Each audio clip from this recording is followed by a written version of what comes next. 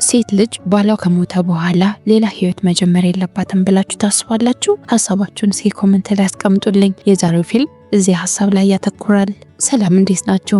ዛሬም ሁልጊዜ እንደማደርገው አሪፍ ያልኩትን ፊልም ይዤላችሁ መጥቻለሁ። ፊልሙ በ2009 ለእይታ የቀረበ ብራዘርስ የተሰኘ ፊልም ነው። እስከ ፊልሙ ፍጻሜ አብራችሁ ይቆዩ። እስካሁን ቻናሌን ሰብስክራይብ ካላደረጋችሁ ብዙ ነገር እያመለጣችሁ ነው። ሰብስክራይብ አድርጋችሁ ቤተሰብ ይሁኑ። ወደ ፊልሙ ታሪክ ስንሄድ ፊልማችን ሲጀምር ሳም የተባለ ወታደር ያስተዋውቀናል። በስራ ምድቡ አማካኝነት ወደ አፍጋኒስታን ሊሄድ ነው። ከመሄዱ በፊት ግን አንድ ነገር ቢፈጠር እንኳን ለሚስቱ የሚሰጥ ደብዳቤ እየጻፈ ነው። ደብዳቤውን ለበላይ አለቆቹ ይሰጥና ቤተሰቦቹን ለመሰናበት ወደ ቤት ይሄዳል። ሳም ልጆቹንና ሚስቱን የሚወድ በጣም ጥሩ አባት ነው። ሚስቱ ግሬስ ትባል፣ ሁለት ሴት ልጆች አሉት፣ ማጊና እዝቤል የሚባሉ። ወንድሙ በበር ቤት ቆይቶ ዛሬ እየተለቀቀ ነው። ሳምም ሄዶ ወንድሙን ይቀበለውና ወደ ቤት ይዞት ይመጣል። የሳም ሚስት ግሬስ ከእናቱ ጋር በመሆን አንድ ላይ ራት እየሰሩ ነበር። ብዙም አልቆየም ሳም ቶምን ይዞት ወደ ቤት ይመጣል። ግሬስ የቶምን ባህሪ ብዙም ባትወደውም አማራጭ የላትም። የባሏ ወንድም ስለሆነ በፈገግታ ታስተናግደዋለች። ቤተሰቡ የታሰረ ልጃቸውን በሰላም ስለመጣላቸው ፈጣሪን አመስግነው ይሄኛውም ልጃቸው ከሚሄድበት ጦርነት በሰላም እንዲመጣ ይማጸኑታል። የነሳም አባት ቶምና ሳምን ማወዳደር ይጀምራል። ወንድም ሀገሩን ያገለግላል፣ አንተ ደግሞ ለሀገር ሸክም ትሆናለህ ይለዋል። ቶም ከመሄዱ በፊት ወንድሙን ራስህን ጠብቅ ብሎ ይሰናበተዋል። ምሽት ላይም ሳም ጣቱ ላይ ያለውን ቀለበት ያወልቅና ለሚስቱ ይሰጣታል። ሚስቱም አንገቷ ላይ ታረገዋለች። ቀናቶች ተቆጠሩ። ሳም አፍጋኒስታን ያለው። ሳም አብረውት ካሉ ወታደሮች ጋር ሲሄድበት የነበረው ሄሊኮፕተር ይመታና ሁሉም ይጎዳሉ። ግሬስ ሀገር ሰላም ብላ ገላዋን እየታጠበች ነበረ። በዚህ መሃል በር ይንኳኳል። እናም ልጃቸው ሄዳ በሩን ትከፍታለች። ግሬስ ደረጃውን ገና ስትወርድ በሯ ላይ ሁለት ወታደሮች ስታይ ባሏ እንደሞተ ይገባታል። ግሬስ የባሏ ሞት ምንም ልትቀበል አልቻለችም። በተደጋጋሚ ቤታቸው ውስጥ ያለውን የሳምን ቪዲዮ ትመለከታለች። እናም እየደጋገመች ወደ ሳም ስልክ ትደውላለች። የዛን ቀን ምሽት ቶም የሳምን መኪና ተበድሮ ስለነበረ መኪናውን ለመመለስ ወደ ቤት ይመጣና ግሬስን ያገኛታል።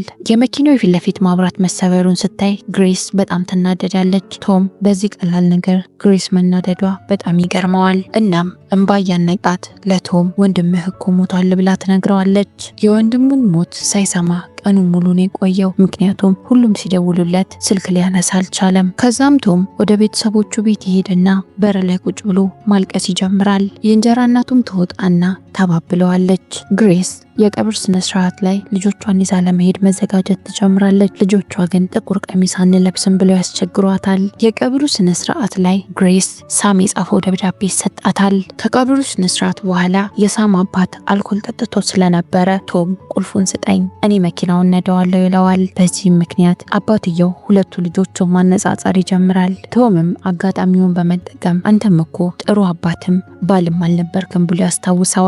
ግሬስ ደብዳቤውን መክፈት ፈርታ ቁጭ ታደርገዋለች።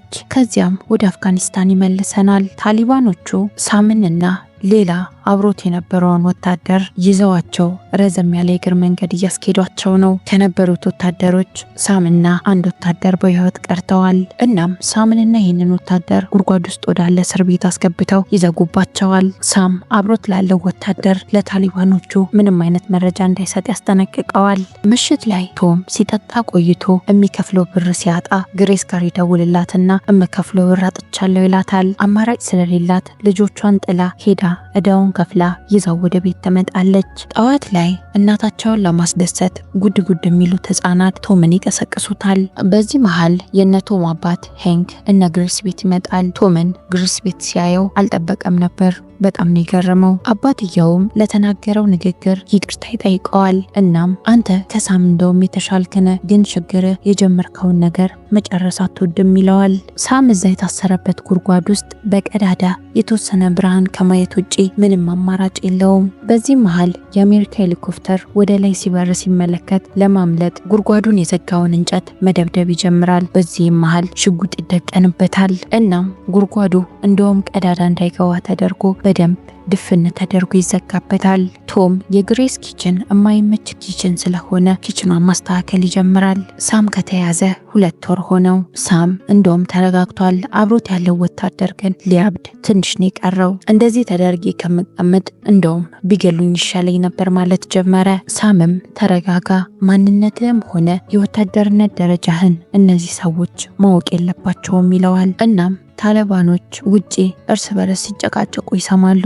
እናም እነሳምን በመኪና ጭነዋቸው ወደ ሌላ ቦታ ይወስዳቸዋል። እናም እነሳም ፊት የነሱ ግሩፕ የሆነውን አንድ ከሃዲ ያወጡና ፊታቸው ላይ ይገላሉ። የታሊባኑ መሪ ከዛም ፊቱን ወደ እነሳም ያዞራል። ይሄ የኛ ሀገር እንጂ የእናንተ አይደለም፣ እዚህ ምን ትሰራላችሁ ብሎ ጠየቃቸው። ግሬስ አሁንም ቢሆን የምታስበው ስለ ባሏ ነው። ቶም ኪችኑን በማስተካከል ምክንያት አብዛኛውን ጊዜ የሚያሳልፈው ቤት ውስጥ ሆኗል።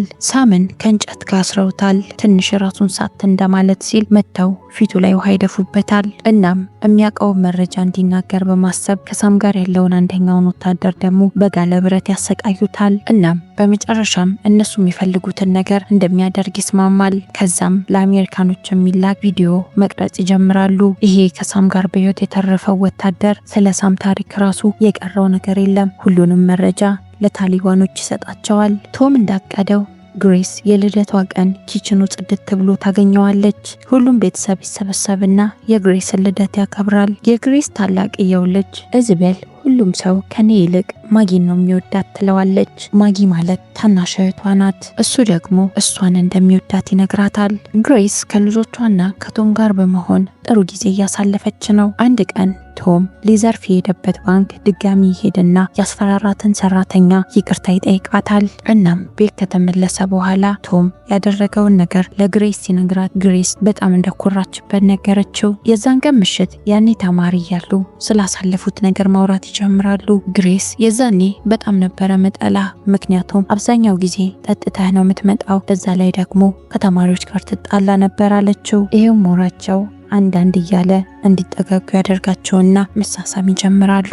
ግሬስ ባደረገችው ነገር ትደነግጥና አየር ልቀበል ብላ ተነስታ ትወጣለች። ቶም ደግሞ እዛው ቁጭ ባለበት ያለቅሳል። ግሬስ እስካሁን ሳም የጻፈላትን ደብዳቤ ከፍታ አላነበበችውም። እነዚህ ታሊባኖች አሁንም ቢሆን ሳምንና አብሮት ያለውን ጓደኛውን እያሰቃያቸው ነው። አንድ ቀን ለሳም አንድ ብረት ይሰጡትና ጓደኛህን ግደለው ይሉታል። ሳም በመጀመሪያ የሰጡትን ብረት ይወረውረዋል። ከዚያም የታሊባኑ መሪ ሽጉጥ ያወጣና ወይ አንተ ወይ እሱ ይለዋል። እናም የሳምን ልጆች ስም ሲጠራለት ሳም የጣለውን ብረት መልሶ ያነሳዋል። ከዛም አብሮት ስንት ዓመት ያገለገለውን ወታደር በያዘው ብረት ቀጥቅጦ ይገለዋል። ይህም ተግባሩ በቪዲዮ እየተቀረጸ ነበረ። ቶም አሁንም ድጋሚ ወደ ግሬስ ቤት ይመጣል። አንዳንድ የሚስተካከሉ ነገሮች አሉ ብሎ በማሳበብ ግሬስ ቀደም ባለው ምሽት ከተሳሳሙ በኋላ የቶም መምጣት ብዙ ምቾት አልሰጣትም። እሱ ደግሞ ልጆቹን አንዳንድ ጊዜ ማየት ለኔ በጣም ደስታ ይሰጠኛል ይላታል።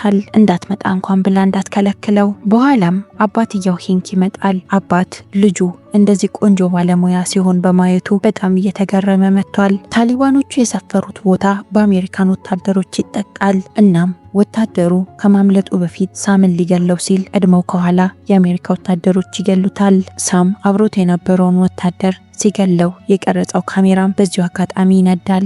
ሳምም ታግቶ ሲሰቃይበት ከነበረው ቦታ ይድናል። ቶም ውጪ ከልጆቹ ጋር እየተጫወተ ነበረ። ግሬስ ስልክ የተደወለላት። ስልኩን ስታነሳው የሰማችውን ማመን አልቻለችም። ባሏ በህይወት እንዳለ ይነገራታል። በጣም ደንግጣ ልጆቿን ይዛ ባሏን ልትቀበለው አየር መንገድ ትሄዳለች። የቶም ስሜት የተካፈለ ሆኗል። ደስ ብሎታለም። በአንድ ጎንም ወንድሙ በመምጣቱ አዝኗል። ልጆቹ ለአባታቸው አዲሱ ኪችናቸውን ያሳዩታል። እናም ወንድሙ ቶሚ ከጓደኞቹ ጋር በመሆን እንዳስተካከሉላቸው ነገሩት። ሳም በአንዴ ልጆቹንም ሚስቱንም አቅፎ ይተኛል። መታጠቢያ ክፍል ውስጥ ልብሱን አውልቆ ግሬስ ስትመለከተው ጀርባው ላይ ያሉትን ጠባሳዎች ተስመዋለች። ሳም ስሜቱ ጥሩ ስላልነበረ ተይኝና ውጪ ይላታል። አባት የሳምን ጸባይ መለዋወጥ ሲመለከት እኔም ቪየትናም ለጦርነት ሄጄ ስመለስ እንደዚህ ነበር የሆንኩት፣ በጊዜ ሂደት ጸባይ ይስተካከላል ይለዋል። መጫወቻ ቦታ ላይ ቶም እንዴት ከልጆቹና ከሚስቱ ጋር እንደሚጫወት ሳም ራቅ ብሎ ይመለከታል። እናም አመሰግናለሁ እስክመለስ ድረስ ከቤተሰብ ያጠገብ ስላልተለየ ይለዋል። በዚህ መሃል ሳም የማይጠበቅ ጥያቄ ወንድሙን ጠየቀው። ከሚስቴ ጋር አብረተኛ ብሎ ጠየቀው። ቶም በጣም ነው የደነገጠው። ሳም ቶም ከሚስቱ ጋር እንደተኛ ለምን እንደሆነ ባይታወቅም 100% በጣም እርግጠኛ ሆኗል። ሳም የገደለው ወታደር ሚስት ልጇን ይዛ ወደ ሳም ቤት ትመጣለች። በተደጋጋሚ ባሌን በህልሜ እያየሁት ነው ትላለች። እናም እቺ ሴት ሳምን ባሌ እንዴት እንደሞተ አይተሃል ብላ ጠየቀችው። ሳምም ይዋሻል፣ አላየሁም፣ ስለ ባልሽ አሟሟትም እማቀው ነገር የለም አላት። ሳም ድጋሚ ወደ ወታደር ቤት ይመለስና መመለስ እፈልጋለሁ ብሎ ይጠይቃቸዋል።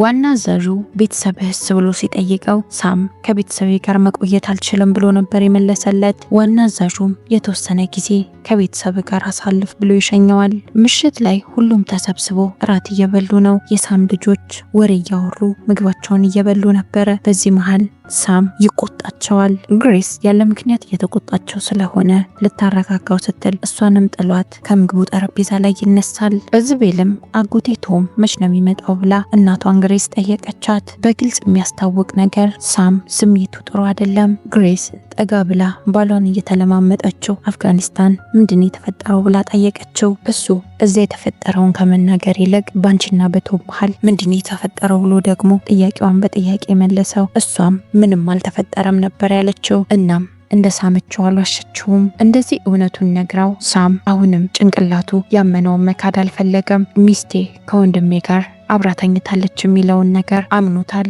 ከዛም አብሮ የታገተው ወታደር የተቀበረበት መቃብር ቦታ ይሄዳል።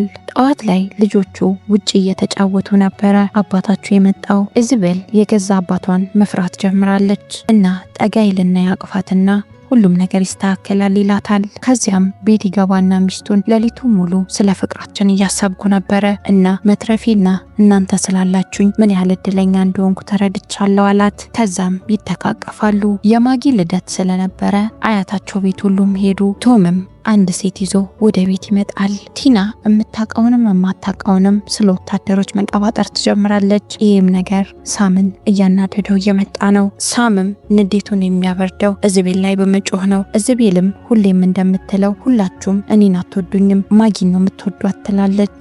ኢዛቤል ትኩረት ለማግኘት በማሰብ አፉፋውን ማስጮህ ቀጠለች።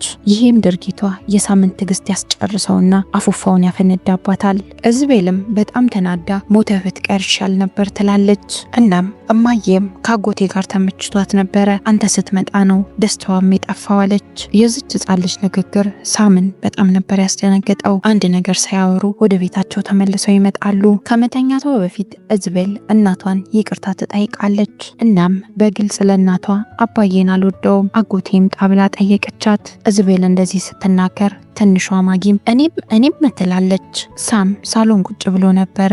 ግሬስ ልጆቹን አስተኝታ ስትወጣ እናም ልጆቹ ጸሎት አድርገው ተኙ ብሎ ይጠይቃታል። እሷም አዎ ነበር ያለችው። ከዛም አዲሱን ኪችን ካቢኔት አንድ ባንድ መሰባበር ይጀምራል።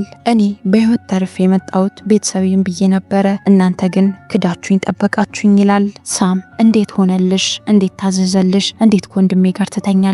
ይላታል። በዚህ መሃል ቶም ኬት መጣ ሳይባል ወደ ቤት ይገባል። እናም ወንድሙ ጋር ይጠጋና ያቅፈዋል። ሳም ኬታ መጣ ሳይባል ሽጉጥ መዞ ያወጣና ቶም ላይ ደቀነው። ከውጪ የፖሊስ መኪና ድምጽ ሲሰማ ደግሞ ወንድሙን ጥሎት ሽጉጡን እንደያዘ ሳም ከቤት ይወጣል። ፖሊሶች በተደጋጋሚ የያዝከውን ሽጉጥ ጣል እያሉት ነው። ሳም ወደ እነሱ እየተጠጋ ሲጀመር ቤት ምን ትሰራላችሁ እያለ ይጠይቃቸዋል። ከዛም ሳም የያዘውን ሽጉጥ ራሱ ላይ ይደቅናል። ግሬስ እየለመነችው ነው። ቶምም እባክህ እያለው ነው። ልመናቸውን ይሰማና ሽጉጡን ይጥለዋል። ፖሊሶችም ፈጠን ብለው ጠጋ ብለው ያስሩታል። ከዚህ ሁሉ ነገር በኋላ ግሬስ ደብዳቤውን ከፍታ ታነበዋለች። ደብዳቤው ላይ የተገለጸው ሳም ምን ያህል ሚስቱንና ልጆቹን እንደሚወድ ነው። ሳም የአይምሮ ህሙማን ማገገሚያ ለመታከም ይገባል። ቶም አልፎ አልፎ እየመጣ አሁንም ከልጆቹ ጋር ጥሩ ጊዜ ማሳለፉን ቀጥሏል። ግሬስ ባሏን ለማግኘት ወዳለበት ሆስፒታል መጣች። እናም እኔ ያን 16 ዓመቴ ያለ ነው ካንተ ፍቅር ያዘኝ ብላ ትነግረዋለች። እናም የተፈጠረውን ነገር ደግሞ ማትነግረኝ ከሆነ ድጋሚ አታየኝም አለችው። ሳምም እያለቀሰ ሁሉንም እውነት ይነግራታል። የዚህ ፊልም ታሪክ እዚህ ላይ ያበቃል። ሴቶች ባላቸው እንደሞተ ማግባት አለባቸው ብላችሁ የምታስቡ ሰዎች 1 ቁጥርን ኮሜንት ያርጉልኝ። እንደውም ማግባት የለባቸው የምትሉ ደግሞ 2 ቁጥርን። እስከ ፊልሙ ፍጻሜ አብራችሁኝ ስለቆያችሁ አመሰግናለሁ። ሰብስክራይብ ያደረጋችሁ የኔ ቤተሰብ መሆን አትርሱ። እወዳችኋለሁ።